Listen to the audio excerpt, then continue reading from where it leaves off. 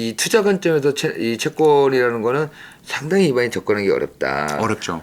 어렵지만 이제 어렵기 때문에 네. 우리가 쉽게 접근할 수 있는 게 뭐냐라고 했을 때 보면은 ETF가 나오는 거예요. 분명히 기존 채권 투자한거에서 보완이 됐을 거란 말이죠. 네네. 일반인들이 더 접근을 쉽게 할 수 있게. 이 ETF 투자는 과연 어떻게 하느냐. 네. 채권 ETF 우리 말은 많이 들었어요. 네네네. 예금과 주식의 중간에 있는 게 채권이라고 그랬잖아요. 네네네. 채권과 주식의 중간에 있는 게 채권 ETF예요. 채권의 성격도 있고 주식 같기도 하고 이렇게 돼 있습니다. 그래서 채권 ETF라는 게 채권에 투자하는 ETF거든요. 그죠. 주식 ETF는 주식에 투자하는 ETF고 채권 ETF는 실제로 ETF 안에 채권들이 다 들어 있습니다. 보통 그 채권들이 이자를 줄 거 아닙니까? 1년마다 그렇죠. 뭐 분기마다 이자를 주잖아요. 채권이 계속 아까 돈 빌려줬으니까 그렇죠. 이자를 받잖아요. 그럼 ETF가 채권을 안고 있다가 거기서 이자가 나오면 그걸 들고 있다가 이 ETF 투자자한테 나눠줍니다. 그 똑같은 거죠, 그냥. 그러니까 껍질만 ETF로 쌓여져 있죠. 네. 근데 ETF에 요즘 많이들 투자하시지만 ETF의 특징이 소액으로 투자할 수 있는 거예요. 소액으로. 채권을 10,000원으로 투자할 수도 있어요. 채권이라고 하면 사람들이 처음에 거부감을 느끼는 게 그거 돈 많아요 투자는. 이게 그쵸. 그래서 ETF가 있다. 그렇죠. 아니 뭐 다 뭐 1억씩 2억씩 그렇게 투자하시는 건 아니니까. 그죠. 아니 100만 원, 200만 원 투자하시는 분들도 있고. 그죠.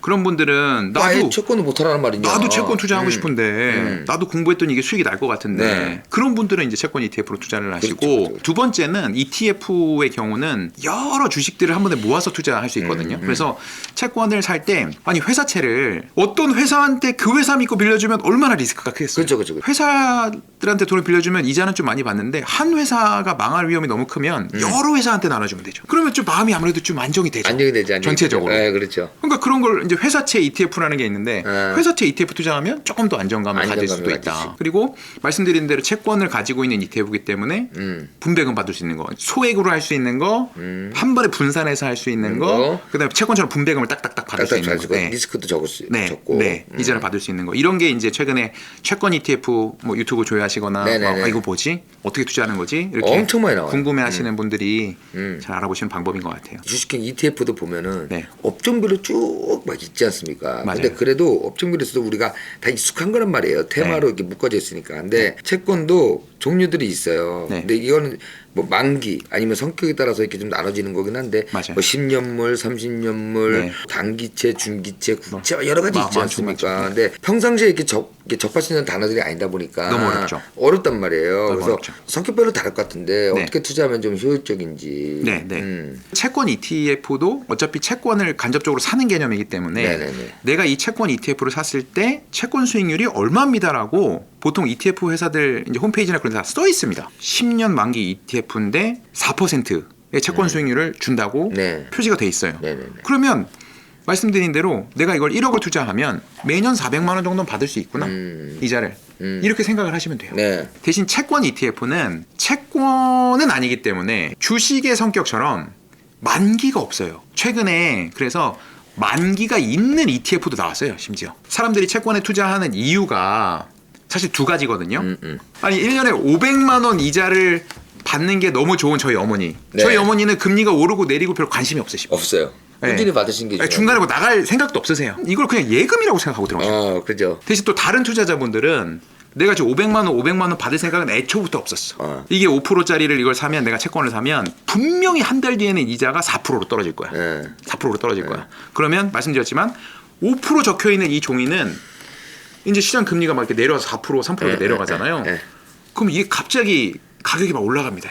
그러니까 금리가 떨어질 게 확실한 사람들은 500만 원 받는 거에 관심이 없고 네, 이런 이 채권 이자 수익에 관심이 없고 채권 가격이 오를 때 매매하겠다. 매매 차익을 노리겠다. 네, 이런 게 있는데 사실 채권 ETF 투자하시는 분들은 대부분 후자거든요. 채권 ETF는 기본적으로 물론 이자도 줍니다. 내가 딱 샀는데 금리가 안 내려가요. 그러면 이제 매매 차익이 안 나지 않습니까? 네, 그렇죠. 하지만 우리 500만 원 이자는 채권 ETF도 받을 수 있다. 그러니까 일단 기다려보겠다. 뭐 이렇게 또 접근할 수 있다. 그러면은 최근에 우리가 이 채권형 ETF가 더 좀 주목을 받을 수 있을 수밖에 없는 게 뭐냐면 그동안 금리가 작년에 어마어마하게 올랐잖아요. 맞아요. 이러다 보니까 사람들이 이제 기대감이 생기는 거예요. 네. 경기는 조금씩 안 좋아지고 그러다 보면은 인플레이션 꺾이고 있고 이제 금리는 정점이다.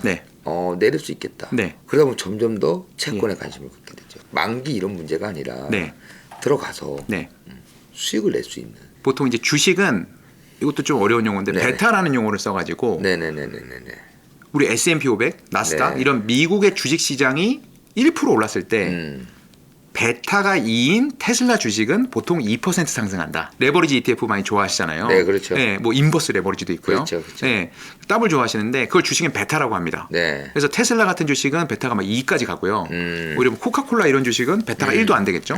주식이 1 움직여도 1% 움직여도 네. 1% 안 오를 수도 있는 네네네. 자분자분 움직이는 주식들. 그리고 베타가 작은 거고 베타가 네네. 큰 건데 채권도 그런 게 있습니다. 내가 어떤 채권을 샀는데 주식의 베타처럼 네. 금리가 1% 떨어질 때 채권 네네. 가격이 1%만 오르는 채권도 있지만 네네네. 베타가 2예요. 그러면 금리가 1% 떨어질 때 2% 올라가는 채권도 있는 거죠. 탄력적인 게 다른 거예요. 탄력도가. 그게 또 다 채권을 사시거나 채권 ETF를 사시거나 다 써 있습니다. 만기라고 하는 그 기간이 길어질수록 이 탄력도가 좋아져요. 그러니까 예를 들면 30년짜리 채권을 사면 네. 30년짜리 채권 하면 1%가 금리가 떨어지면 30배, 30% 버는 거죠. 이게 탄력도를 보는 게 굉장히 중요합니다. 우리는 채권을 투자해서 이자를 제때제때 받는 것도 중요하지만 중간에 네. 지금의 우리의 예상대로 금리가 내려가면 미국이 금리가 언젠간 정점에 따라서 내려간다고 하면 난 내려갈 때 뭔가 매매 차익을 봐야지. 5%대 들어갔다가 금리가 4% 3% 내려가면 나는 이 채권이 굉장히 가치가 높아지니까 그때 팔아야지 하는 분들은 그럼 금리가 1% 떨어질 때 나는 얼마를 버는 거야? 이건 알고 계셔야 되죠. 알고 있어야지. 근데 이게 기간이 길어질수록 수익이 많아진다. 똑같은 금리가 내려가더라도 이걸 좀 이해하실 필요가 있습니다. 그러니까 우리가 네. 채권을 접근할 때 그동안은 주식보단 예금 쪽으로 많이 생각을 하잖아요. 네.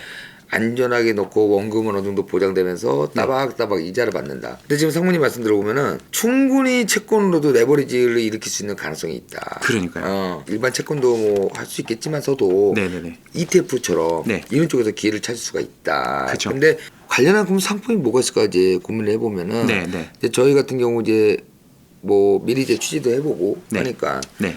이런 상품이 국내에 이제 없었단 말이죠. 네네네. 근데 한투 이제 운영에서 네네네. 관련된 상품이 난다고 해서 네. 그거까지 여쭤보기 위해서 이제 상무님 모신 거예요. 네네. 그래서 그 상품을 한번 저희가 한번 얘기를 해봤으면 좋겠어요. 이게 어떤 상품인지. 왜냐면 분명히 그런 레버리지 상품을 원하시는 분들도 있거든요. 예, 6월 네네. 7일에 상장을 하게 되는데 네. 이게 말씀드린 대로 그 네네네. 탄력도 네네. 금리가 1% 떨어졌을 때 1% 올랐을 때 얼마 정도 수익이 나는지 네. 탄력이 점점 높은 걸 찾고 계세요. 네네네. 투자자분들이. 네네네. 그래서 한국 채권에 투자하는 거는 레버리지가 이미 나왔습니다. 네. 나왔는데 미국 국채에 투자하면서 특히 뭐 30년물의 레버리지로 이 레버리지는 처음 나왔거든요. 이게 미국 채권에 ETF로 투자하는 상품 중에는 가장 탄력도가 좋습니다. 근데 요즘 뭐 미국에도 이제 3배짜리 ETF 이제 상장을 조금 막겠다고 얼마 전에 네네. 발표도 있었는데 네. 한국은 아직 3배짜리가 허용이 안 되거든요. 네네네. 상장이. 그래서 지금 저희가 가질 수 있는 미국채로 가질 수 있는 가장 높은 탄력도의 상품이 미국 30년 국채 레버리지 상품이다. 그게 이번에 상장이 되는 거고요. 미국 30년 국채는 코스피랑 변동성이 좀 비슷해요. 코스피가 하루에 7%로 이런 건 잘 없잖아요. 없죠. 네, 보통 뭐 0.5%, 뭐 1%, 많이 그렇죠, 움직이면 뭐 그렇죠. 2%, 그렇죠. 뭐 떨어졌다 뭐 이렇게 왔다 갔다 하잖아요. 그 정도 느낌으로 가격이 계속 변한다고 보시면 돼요. 만약에 혹시라도 제가 이 ETF를 샀다가 정말 운이 좋게 금리가 뚝뚝 떨어지는 거예요. 그럼 이제 수익의 폭이 오늘 또 한 1% 올랐다가 또 2% 올랐다가 이렇게 이 정도 폭으로 계속 가격이 움직임이 있는 거죠. 근데 여기다 레버리지를 걸었기 때문에 네. 금리 내릴 거야? 이러면 이것저것 막 고민하고 뭐 증권사 가서 뭐 어디 MTS에 채권 이런 거 하지 마시고 미국 30년 국채 레버리지 투자하시면 금리 내려갈 때 수익이 나는 거죠. 물론 위험합니다. 그렇죠. 레버리지 상품이기 때문에 네네네. 그럼 계속 지금 4% 5%에서 막 6% 7% 8% 10% 20% 올라갈 거냐?